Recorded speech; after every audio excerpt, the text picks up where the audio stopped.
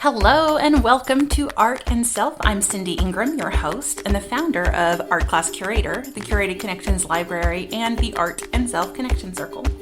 This is a podcast where we experience the range and depth of what it means to be human, seen through our connections and conversations about works of art.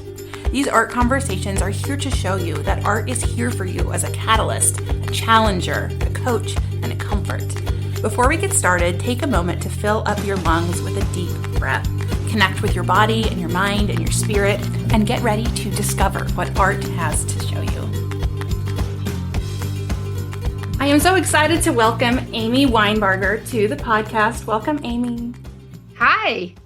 So excited to have you here, and I'm so excited to see you again. Before we get started, can you introduce yourselves for our listeners? Hi, my name is Dr. Amy Winebarger. I am an astrophysicist and a rocket scientist. I work for NASA, and I talk about science all day, every day. And so I was really excited when Cindy asked me to be on the podcast because I don't normally get to talk about art. So this is a very big thing for me. It'll be very exciting.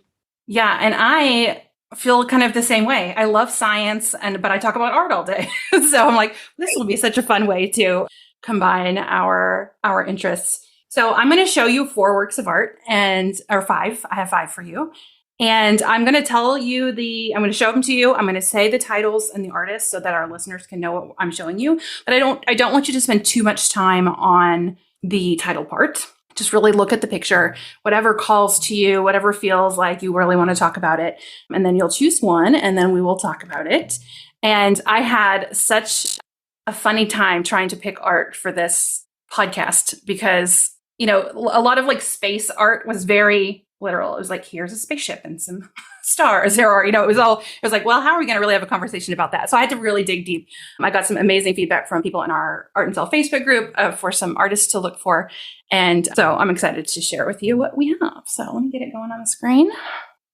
So I went for lots of different directions. So you'll see they're all very different. So the first one is The Love Embrace of the Universe, the Earth, Myself, Diego, and Senor Exolotl by Frida Kahlo. And let's see, the second one is Union by Chris Wade, who I talked to on Facebook, is local to you. Oh, wow. That's cool. We have The Weather Project by Olafur Eliasson. And we have Action Painting 2 by Mark Tansey. And thank you to Devin Calvert for the suggestion on Facebook. And then Universal Truth by Allison and Christian. Any of those look interesting to you? Wow. I am really torn. I really liked the one that you just showed, and I thought that I was going to choose that one. But then the last one, I think I like even more. But this one is a very literal one, right? This one is the shuttle taking off, and people are pumping the shuttle taking off. And I love this one because it has a launch in it. I love launches. And I love that people are painting it and artists are making art out of the shuttle taking off. I feel like I have to choose this one because I want to talk about it, but I really love the last one too. The last one I think is more abstract, obviously. And it calls to me because it's so abstract. And I love the colors and I love the woman reaching up into the swirl. Oh gosh, Cindy, I don't know which one you want to Oh no, it's not. Oh goodness. Oh, no one's ever asked me that. I think you have to choose. Because I wouldn't have put it up there if I didn't think we had anything to talk about. So. Wow.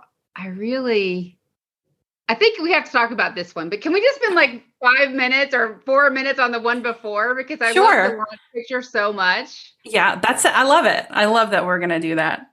Yeah. This one is really this cool. one so speaks to me. Just the image and what it, I mean, can I just go off on this? I'm sorry. Do it, please. Because I mean, so the picture is the space shuttle is taking off. So there's a rocket going up and the space shuttle is on the rocket, how they used to launch the shuttle.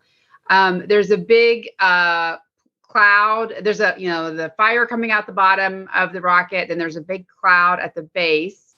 And then there are several people in the foreground who are making this as a painting and they're standing around. And also in the foreground is the clock, the seconds that have passed since the launch, and it's at plus 8 seconds. So launch has just happened and it's 8 seconds after. Now, normally when I launch rockets, 8 seconds after, you can't see the rocket anymore. It's gone because the rockets I launch are very fast. With a shuttle, it would, if you ever saw a shuttle launch, it would be like boom, boom, boom. And it would just be like the shuttle would just kind of stay there and then it would kind of slowly work its way up, much slower than the kind of rockets I go. There's an American flag in the image. There's a lake, and all these people are painting and they're capturing. And kind of the interesting thing is they all have a picture of the shuttle going off as exactly as the shuttle is going off. So it's like they've captured it in a microsecond. That image of the shuttle going off. So that's kind of interesting to me that all these people are painting this image and they've captured it already. Like they've already got on their canvases the image of the shuttle going off exactly at that second that the shuttle is at that place. Obviously not realistic. They couldn't be painting it because it takes time to paint things. It doesn't happen instantaneously. But I love the fact that people are making art out of this launch. I mean, this one is really calling to me. I'm sorry. I love the next one too, but maybe this is the one, Amy. Yeah, maybe this is it. What are your thoughts on this one? Well, what I love about it is that it's kind of a commentary on painting too, because I told you not to pay attention to the titles, but here I am going to talk about the title. I'm like breaking my cardinal rule. But action painting is like a type of painting like Jackson Pollock or like the abstract expressionists, where they would sort of like, move their bodies and paint really quickly.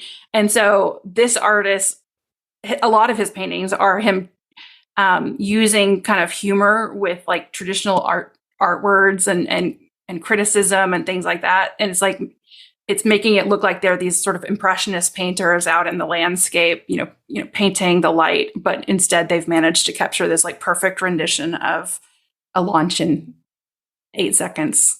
And one of them even he's been painting so long that he's standing back looking at it. Like, what is he going to paint next? I think there's a lot of humor in this one too, which is what drew me to it. Right. Yeah. It's like one of those scenes where people are painting the water lilies. Yeah. Right. It's that kind of a scene. It's all monochromatic. It's all kind of green. I don't know. I really, really like this. I might have to get this and put it up on my wall because I don't know, but as a scientist, this really calls to me. And the fact that the people are excited about this. There's so many people looking at the launch and excited about it and making art of it. I just love that. Yeah. Okay. So you said, so we're going to kind of go in and out of talking about like your work and the art, but you said the types of rockets you launch are much faster. Can you talk about the types of rockets you launch? Because that really made me want to ask. I want to know more. Sure. So they're called sounding rockets. So they're basically, we build instruments that look at the sun. I am a solar physicist. So I'm an astrophysicist, but the sun is a star. So I can look at the sun as an astrophysicist. And so I build instruments that go up above our atmosphere and look at the sun in wavelengths of light that can't make it through our atmosphere. So ultraviolet, extreme ultraviolet, and X-ray wavelengths of light. So we build rockets, telescopes that look at the sun at those wavelengths of light. So we put them on, so we build the instrument and then we mount the instrument to very fast rocket. And the rocket, just like I said, you light it and then boom, it goes straight up. It's so much faster than these are. But then when we launch it, we get about 5 minutes worth of data where we go up above the atmosphere, we open the door to the telescope so we can look at the sun. We point to the sun, we look at the sun for about 5 minutes. Then we close the door and the instrument comes back down. The rocket motors at that point have ejected their spent. So the instrument by itself comes back down. It has a parachute on it. So hopefully, as it gets lower and lower, the parachute will open and it will gently land on the ground. Sometimes the parachute doesn't open. And when the parachute doesn't open, you don't get your instrument back because it's, it lands ballistically. And so it just goes way into the earth. But that's what I do. That's my job is I build these instruments and we launch them on rockets and we get to look at the sun in those wavelengths.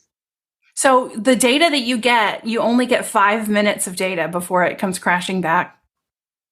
That's right. And oh my gosh. The crazy thing is so I'll give you an example. We just launched a rocket last year, 2021. The name of the rocket was Magix. It doesn't really, everything in NASA is an acronym, so it doesn't really matter what it stands for, but that was the name of the telescope.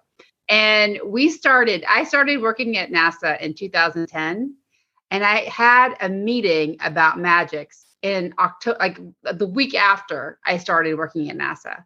And we were talking about it. We were developing the concept, 2010, 2011. We proposed in 2012. We got a little bit of money in 2012. Then we proposed again in 2014. We were selected in 2014 for a launch. From 2014 to 2021, we were building and testing and calibrating the instrument. And then we were supposed to launch in May of 2020. And so, of course, we had to delay for a year because of COVID. So in July of 2021, we finally launched. So I was working on that instrument and that concept for 11 years to get 5 minutes worth of data. I mean, it's really a labor of love. I absolutely love doing this. I mean, it's so much fun. Launching a rocket is the most fun a scientist have. Because normally, like for this instance, this kind of a launch, like the shuttle launch or any kind of large launch like that, scientists might be invited to come and watch the launch, but you don't get to participate. You don't get to sit with a headset on. You don't get to call go or no go. But when you're launching a science rocket, like a sounding rocket, the scientist actually in the room with the headset on, they get to say go or no go. And then after the rocket gets up there, you only have these 5 minutes, right? So the scientist actually points the rocket in real time. So we choose a target and we will actually move the rocket like with a joystick around so we can look at the target we're trying to look at. So it's very interactive and it's just like the most fun, the most exciting. It's like, 15 minutes of terror. It's so much, it's so great. And then when it works, and it did, so this last launch, I was telling you about magics, it did work. The instrument worked, the data look amazing. You get to see things that no one else has ever seen. So when I first started working at NASA, like I said, I was starting to work on this instrument called Magix, which just launched. But we were already, the group here was already working on a different instrument called HI-C. And that instrument took the highest resolution images of the solar corona that had ever been taken. And it flew in 2012. The first flight was in 2012. We've flown it several times since then. But it first flew, I think, in 2012 in July, like July 5th of 2012. So we launched the rocket. The rocket comes down. Now, HI-C came back down, but when rockets come down, not only does the parachute have to open, but the rockets usually spin like a barrel roll. And as they spin, it dissipates heat. So HI-C, when it came down flat, which meant it got hot all on one side of the rocket. And as a result, it burnt a hole in the rocket skin. And so when we came down, we got it back and everything, but that hole meant that we couldn't easily get the data off the hard drive. So it took us a long time. So we finally, we sit there, we wait, and we're working on it. We get the data off the hard drive. But by that time, everybody's ready to go home. It's been a really long day. And usually after a rocket launch, you all go out to dinner. And so the whole group was going out to dinner. And so I was in the car. I had one of my colleagues in the backseat. Another colleague was driving. And I was in the car and I plugged the data into my laptop. And on the way home from White Sands Missile Range to Las Cruces, New Mexico, I was typing, analyzing this data. And one of the things that we were trying to see in this data was the braiding of the sun's corona. So we were trying to see these very small structures, and we were looking for these little braided structures in the images. And we saw them. And that was, I think this was the first time that these types of images were ever seen. Definitely in the corona. There have been other wavelengths of light in other parts of the sun that you can see them, but in the corona, this is the first time. And so I told my colleagues, we got it. We got the images. We got what we were looking for. I was my first eyeballs saw them. We wrote a Nature paper on that data. I mean, it is just the coolest job ever. And I love it. I mean, I'm so glad that I kind of stumbled into doing rocket launches. That wasn't something that I did in graduate school or an undergraduate. I came to it mid-career, but it was the best thing. I'm so glad that I came to it because it is so much fun. Yeah. Oh gosh, your story. I'm like so excited. I don't even I'm like, my whole body's like jittering. I'm just like, I can't believe it. All of that. But then it just like you worked so hard for it. And then it was just during that, like the short period of time. I mean, it sounds like it was worth it. So this, believe me, we learn something new about our universe, about atoms, we learn something new every time we fly something that when it works. If it doesn't work, we don't learn. But so the last instrument that we flew, we were looking at the X-ray sun. The high C was looking at the extreme ultraviolet sun. The last instrument we flew, we were looking at X-rays. And we were an instrument that's very similar to an instrument called Chandra. Maybe you heard of this, Chandra Observatory, which takes images of the universe. They have these beautiful images of all the different galaxies. They're so pretty. You should look those up, Chandra Observatory. But we have an instrument that's very similar to Chandra. And Chandra's been flying for like 20 years. And in our little 5 minutes of data, so we thought we thought we were going to take some solar data that was kind of analogous to the Chandra data. Now, Chandra was built to look at away from the sun. Mm-hmm. It can't look at the sun. The sun is a very bright thing in the sky. Yeah. So if you're built to look at astrophysical objects, you don't look at the sun. So we were looking at the sun. So we thought, okay, we're going to take this like analogous data to Chandra. We're not going to find anything new. I mean, in terms of like the atomic spectra and things about the atoms. And it turns out we did, because Chandra's always looking at these very bright and hot stars that are very far away. But we look at our sun, and our sun has structures that aren't that hot, that are cooler. And by looking at those cooler structures, we learned some information about the atomic spectra and X-rays that we didn't know. And so that was super exciting. So every launch, you learn something new. And it's just really fun to discover it. It takes a lot of effort. It takes a lot of time. But man, is it a great job. Yeah. Oh my gosh. You know what's so cool though, is that now I completely understand why you chose this artwork. Because when I was choosing, I was like, should I go like mystical? Should I go, I know, should I do the sun? But like the energy and excitement of the rocket piece, I guess I hadn't thought about how really exciting that must be. That's so cool. Right. And I'm totally a launch. What do we call that? Like a groupie? Like I want to go to every launch. I love launches. I mean, I love the launches where I have to be the lead. And so I have to wear the headset and say, no, go, no, go. Those are really fun. But it's even more fun to watch other people do it because it's not stressful.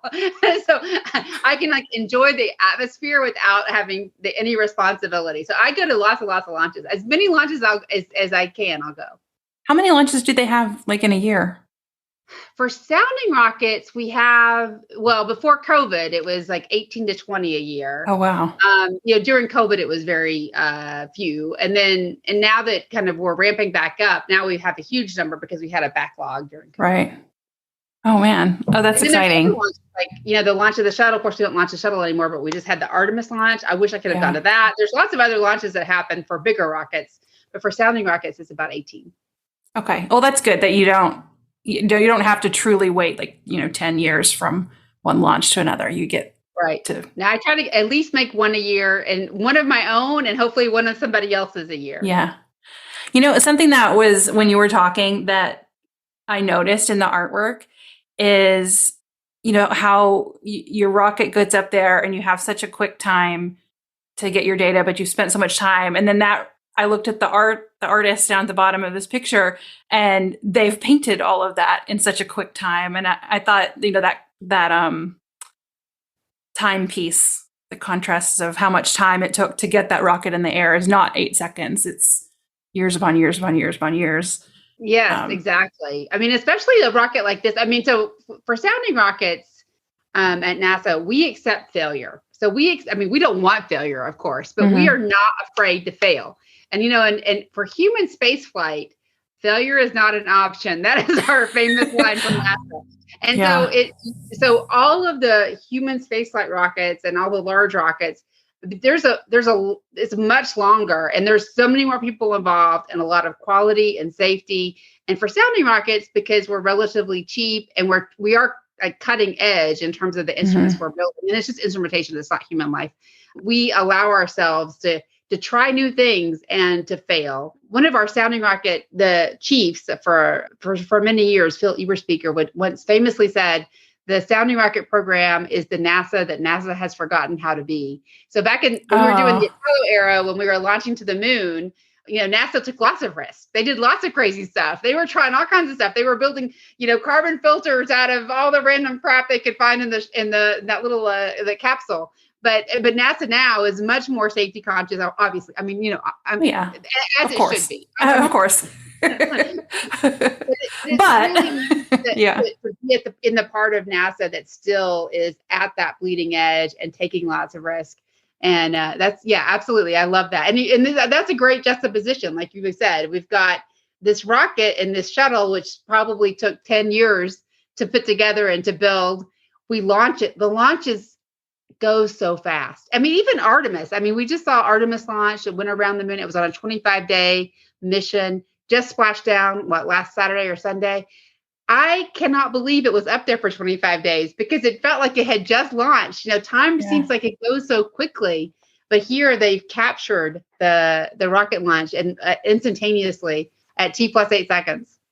Yeah, it's pretty amazing. And I love how every painting is the same. Like there's no abstract paintings. There's no, like every one is just a realistic portrayal of the exact same scene. And it's fascinating to me. That's interesting. I mean, that's obviously a choice that the artist made, that they would all be painting exactly the same painting.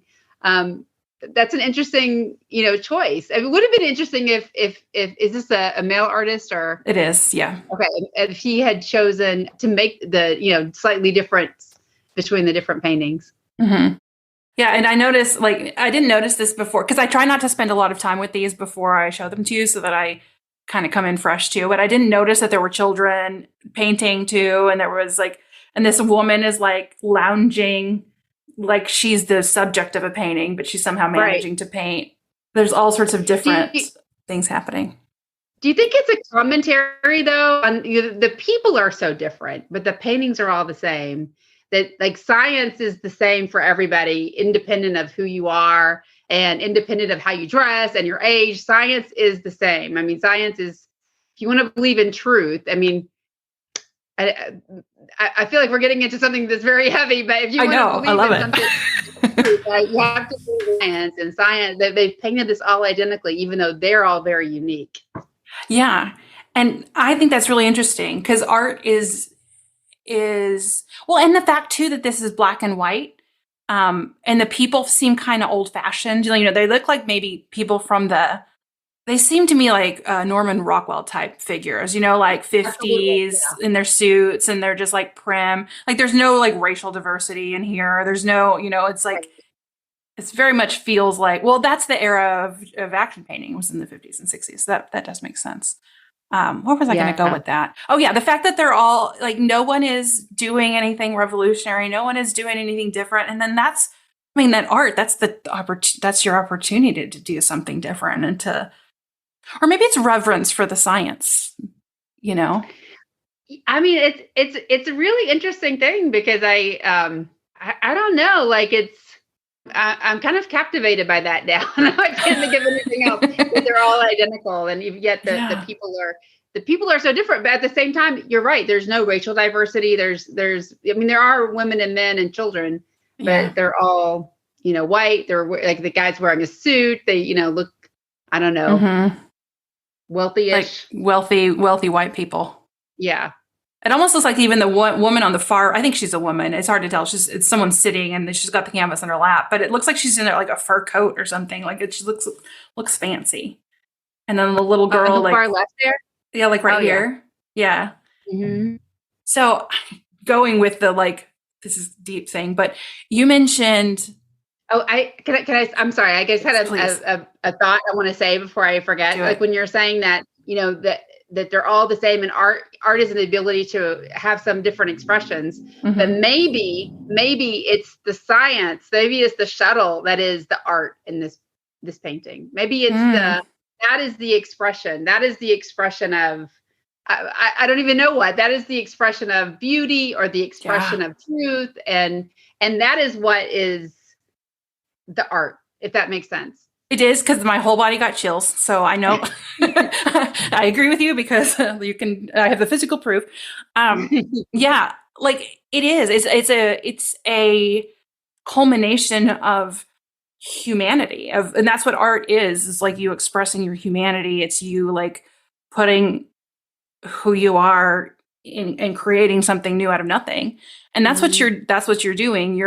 you're innovating, you're being creative, or problem solving. That's the very essence of what humanity is. You Right. making tools and using them.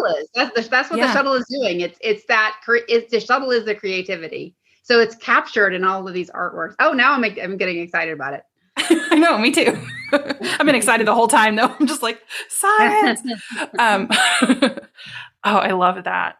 Isn't it this interesting though that we chose this one, because this one is probably the most literal and relative to what I do.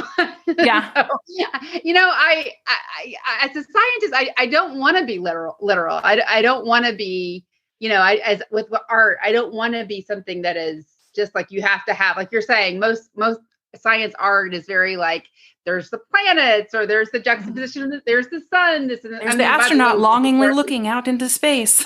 Yeah. There's some beautiful things like that. I mean, they're beautiful artworks, and I love. There's there's a program in solar physics that goes into schools and works with students and kind of really tries to make the sun into art, and then as a way teaching them about the sun as we talk about the sun, and they make art about the sun. We kind of combine all that together, and so we try to really. I embrace that there's some very kind of simple art that is beautiful and very literal, but I was really thinking that I would choose something a little more abstract for this. And so it's really, I feel like I went for the safe choice with this art piece. But no, because then I think what was happening is this one captivated you the most. This one made you the most excited, but your thinking brain was like, no, I should choose something that's a little more abstract. And so you were like, but this is the one that gave you that like visceral body reaction that made you excited. Yeah. And that means it's the right choice. This is the one that I want on my wall. Yeah. And that I want to look at every day. Whereas the other ones were beautiful, but this one is the one that I would choose to print out and keep. Yeah. Oh, I'm really excited that we found one that did give you that excitement. That's so cool. So I have a question, because you've mentioned this a few times. You've used the word truth. And I am captivated by the concept of truth, because I used to work at a classical school, and we had this like school slogan. There's like, I will love what is true. I will something what is good, something what is beautiful. And I came in on the first day and I'm like, I don't think truth exists. I don't know the beauty exists. I don't know the goodness exists. And they're all just like, they're all just like shocked at me. And then last night, oddly enough, I was watching a show on Netflix called, I would have known it if I wasn't put on the spot, Something to Infinity. It was about infinity. Okay. And so I don't know, have you seen it? It was really cool. I haven't. But they were talking to mathematicians about infinity. And then they were talking to physicists about infinity. They were talking to philosophers about infinity. And it was like they didn't necessarily agree on like what was real and what was possible when it comes to infinity. And so then I'm like, so that's my long way of saying, does truth exist? Yes, absolutely. Truth exists. Can we know it is a different question. Can we ever know it or comprehend it? And that's the question I don't know the answer to. That's maybe a no, but absolutely truth exists. There are principles and that guide our universe that we are trying to understand and tap into. We have tried clumsily over centuries. We've been expanding our knowledge of the universe since humans existed. Yeah. And we're progressively getting closer and closer to the truth. But can we ever get there? Will there always be a gap? And I think there might be. I mean, I don't know that we can make that. But I do think that we can. So basically what I'm saying is that everything is a hypothesis. Everything is a hypothesis. Nothing is proven. But there are hypotheses that are been tested and tested and tested again, and they're still standing. And so those are the hypotheses that we have to believe in. But they may in the future be proven incorrect, and another hypothesis will become the leading hypothesis. And that's something that as scientists, we have to accept. Even if we feel like we're discovering something and learning something, and we are. I mean, I don't want to downplay what's happening in science. So we are exploring and learning and growing our scientific knowledge. But we have to accept the fact that we are incomplete. Our knowledge is incomplete, and that we are incomplete humans. Our brains are limited in our ability to comprehend things. So we have to be our own critic. We have to, even if I believe something wholeheartedly and emotionally, and I think this is the truth, I have to accept that truth can be proven wrong. Even truths like, I think things are not correct. I mean, I don't believe in things. I don't believe in things. I don't have proof of them. There's a hypothesis, and it has no test, in my opinion, that have proven it true. And those still might be correct. So I still have to accept that even things I don't believe in and don't believe are true could in the end be true. As a scientist, you always have to keep your mind open to possibilities. So yes, I believe in absolute truth, but I don't think that we're there or maybe could ever get there. Ever. Yeah. And, as you were talking about the, like, how we've always been trying to figure it out since, as far as we know.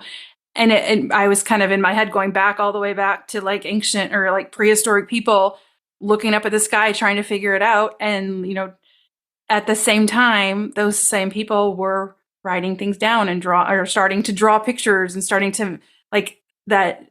Both science and art have always been a way to understand the world. You're just going about it in different ways. Absolutely. Absolutely. Galileo drew sunspots. That was a big thing that Galileo did. And there are all these like hand-drawn. So Galileo would look at the sun through a telescope and not look with his eyeballs, but he would predict the sun. He would draw the sunspots on the sun. And he watched the sunspots as they went across the sun, and he measured the solar rotation that way.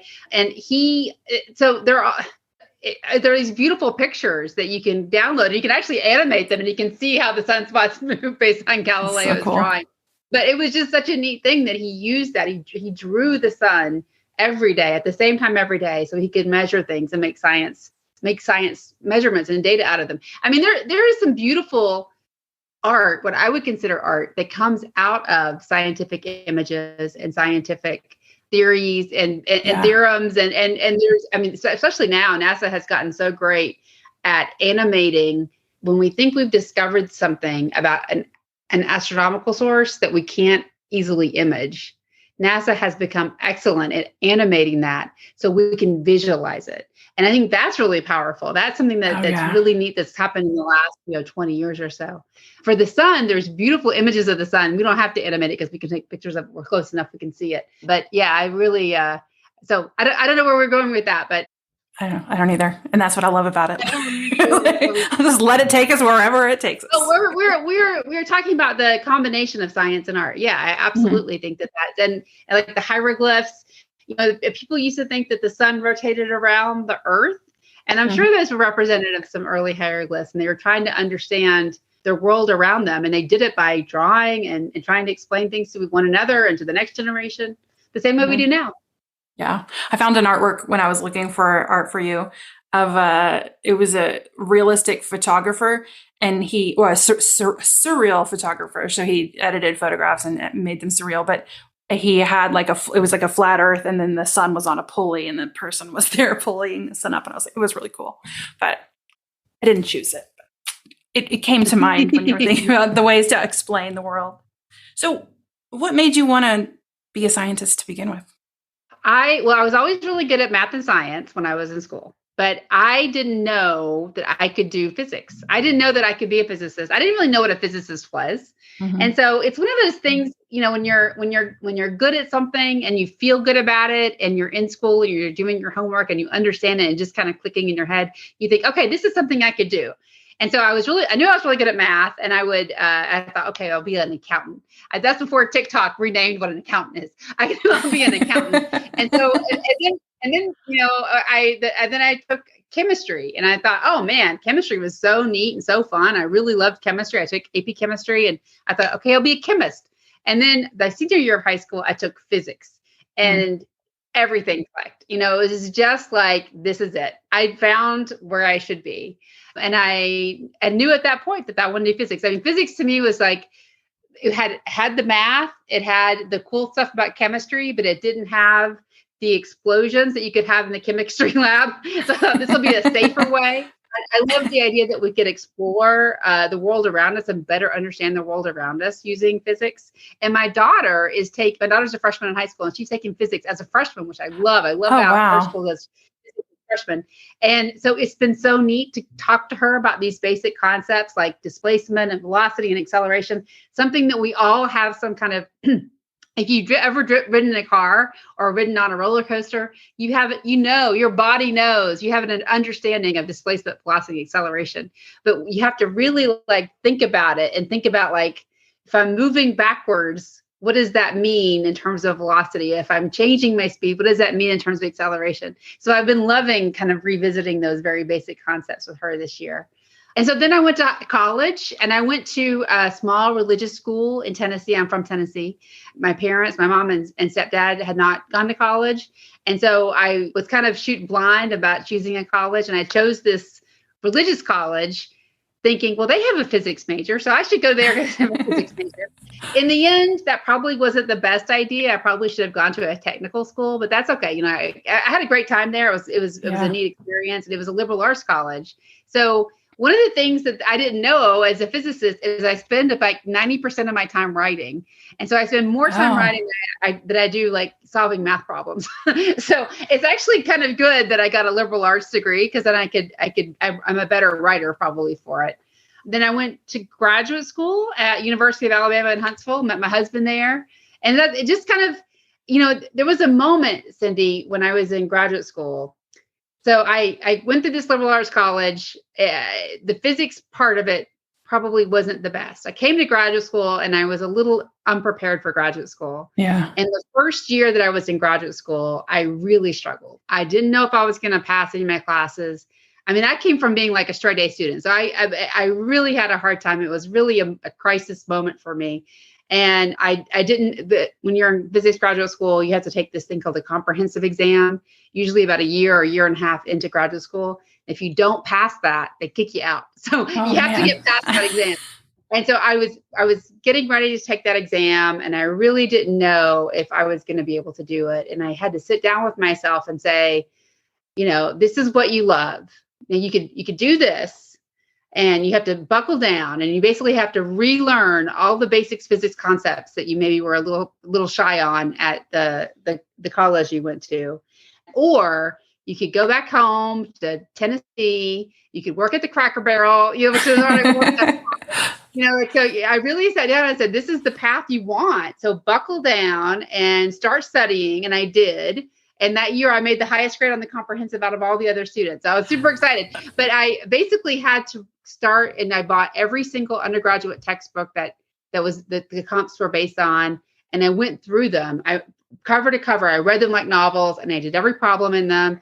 And that really prepared me for the comprehensive exam and kind of caught me back up with my peers in graduate school. So that's kind of a lesson, is that sometimes, I was really passionate about physics, but I made a little bit of a misstep with where I went to college. Yeah. You can always correct and come back. If you love something, you can always correct and come back and find your way again.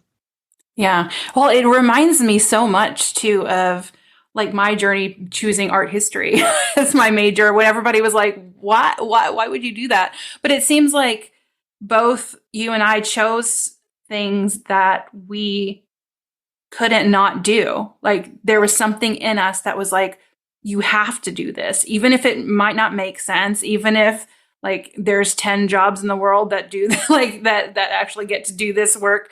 Like this is something that you just feel like you had to do it. Right. And then even after you get your degree, I'm sure you found this career for yourself. You have carved out this career for yourself. And I feel the same. Even after I graduated, it wasn't, this is hard. This is a hard job to have, and you really have to figure out what kind of career you want. And I guess when you're going through school, maybe this is something we should do better at teaching our children. But when you're going through school, it's your future is very clear. First grade, second grade, third grade, fourth grade. Well, when you get to like college, you all of a sudden have to make some very big life choices that you don't get, you may not get a go back on. Like you get to choose a major, and then you get to choose what you're going to do after that. And then you have to go to graduate school, you have to get a job. So there's all these choices you make, and the world splits. And it's really overwhelming to choose that path and to identify that path. and to really, you're always trailblazing down the path you're going to go. So yeah, I totally agree. Like, you choose the things you can't not do. I hope the best thing in life is to have, I mean, I shouldn't say that. The best thing in life is your children and your husband, all that kind of stuff. The best thing in life is to have a career where you are fulfilled, and a career that you fulfill. So, I mean, you get it both ways. I mean, even people that work at NASA, if they're working at NASA, but I can see that they're not enjoying their job, or they're not maybe that good at their job, it makes me feel so sad for them, because there's nothing better than having a job that matches you and you match it. And it just this perfect mesh. And it's just this beautiful thing. And so I feel like I found that. I know you found that for yourself. Yeah. And it's really magical, but I couldn't tell you. I wish I could write down like how you get there, right? Because that's really the key part. How do you find that little niche where you fit? And but that's the hard part. But when you find it, you know it, you want it, you stay there, you live it. Yeah. And I think the answer is different for every person too. So that's why you can't really write a manual on it, because everybody's journey is different. My daughter is in 8th grade, and she's going into 9th the next year. And in a few months, my school district that she's in, they have to choose a career path at 9th grade. in 8th grade, I guess, to prepare for 9th. And I'm like, I don't like this idea at all, because I feel like, maybe it's good to prepare them, but it's also like, I feel like we give our like college students like so much pressure without a lot of information. Maybe I wouldn't have chosen art history if I knew like the max salary was in the 30,000s, for certain jobs, or college professors make it like $40,000 a year, like with a PhD, Right. Would I have done that had I known that? I think I probably still would have, because I felt like I had to do it. So I don't know. Yeah. It's fascinating. So my daughter is in 9th grade now. So in Huntsville, we have this new school called, ASCTE, Alabama School of Cyber Technology and Engineering. And it's a small school. It just started a few years ago. It's a public school, but it's for the whole state of Alabama. So it's a residential school. So you can live there. Wow. If you live far away, you can come and stay in the dorm. And my daughter applied and got in, and now she's going to this school. So basically, she has decided that she is a nerd. She is a math nerd.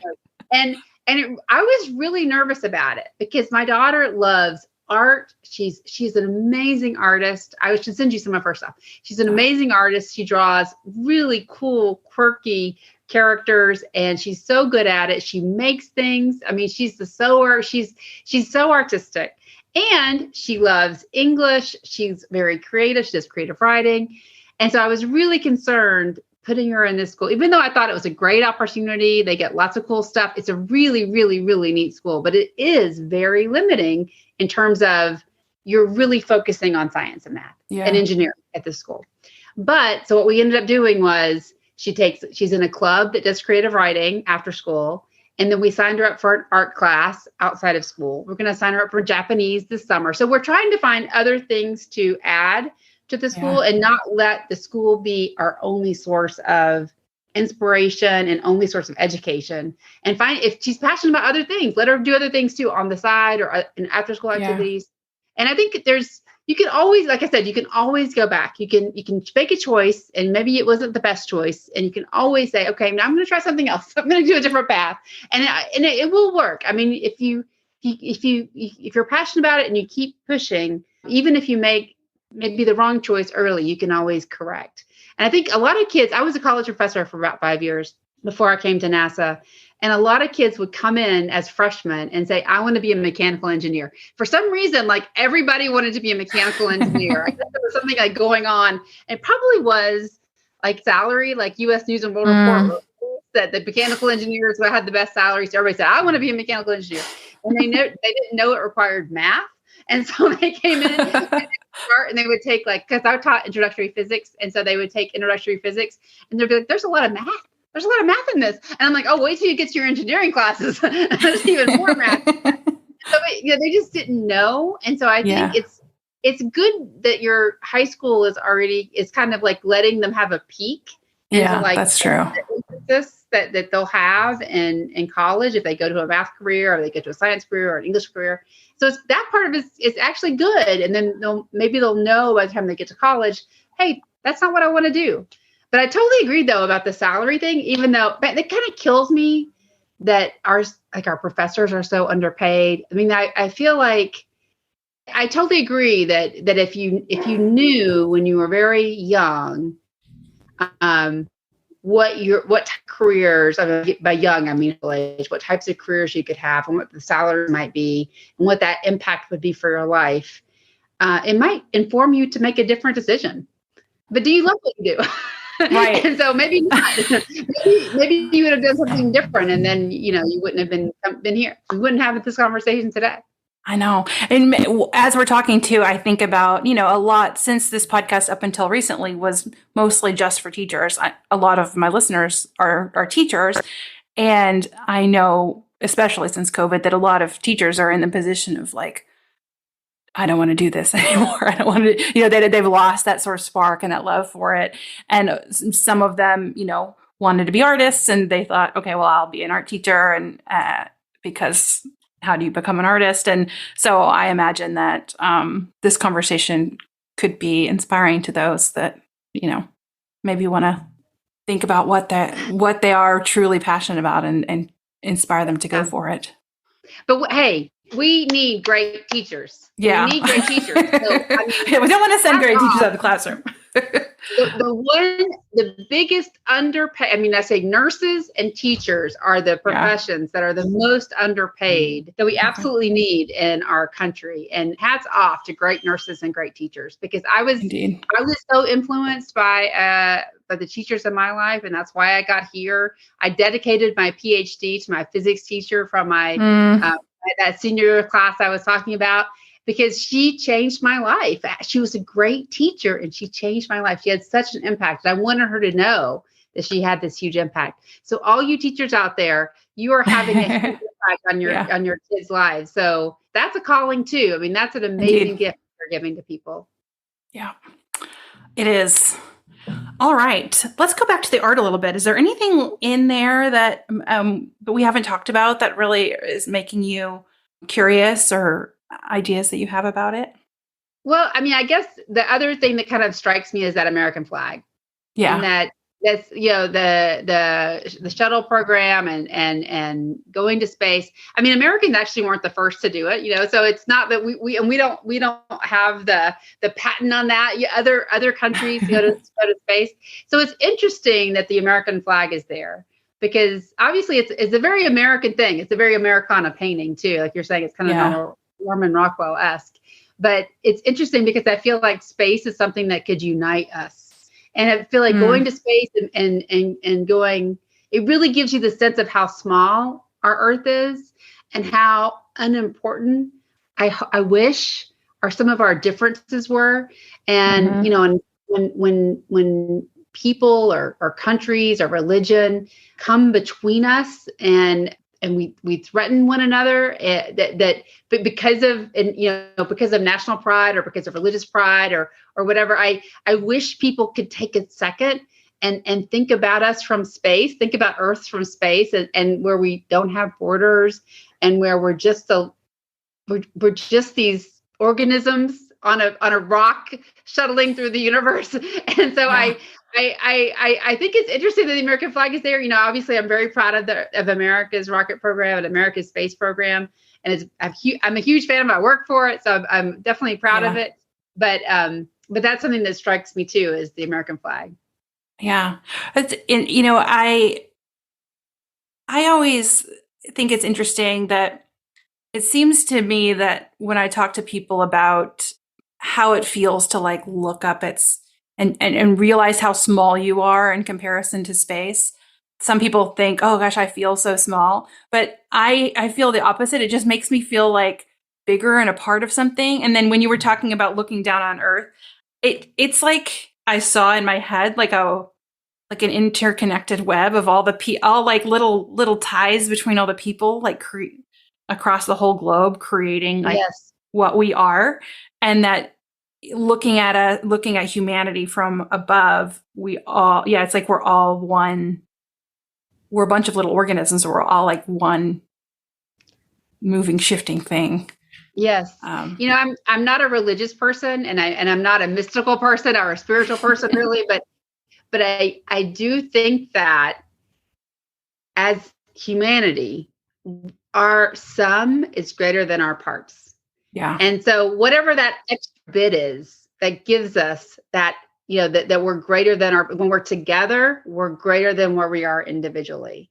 And that's something that I think a lot about, especially with the space program, because it takes a lot of people to make the space program. And so any individual couldn't do it, but it takes this huge number of people to let us go into space. And so I think about that when I think about, if I hesitate to use the word God, but when I think about God, I think about that God is that space between us. That's the relationship with other human beings. That's where, for me, where God is. I feel like we've been talking a lot about space and the heavens, so we might as well get religious on it. I know, of course. It always ends up, like, to me, the line is so small to me between spirituality and science. And it was interesting as a child. So I was raised Catholic, and then I was the most fiercest atheist you'll meet for a long time. And then it's like, at some point, the more I knew, the more spiritual I got. And it's because it was like the more I knew, the more I realized I didn't know.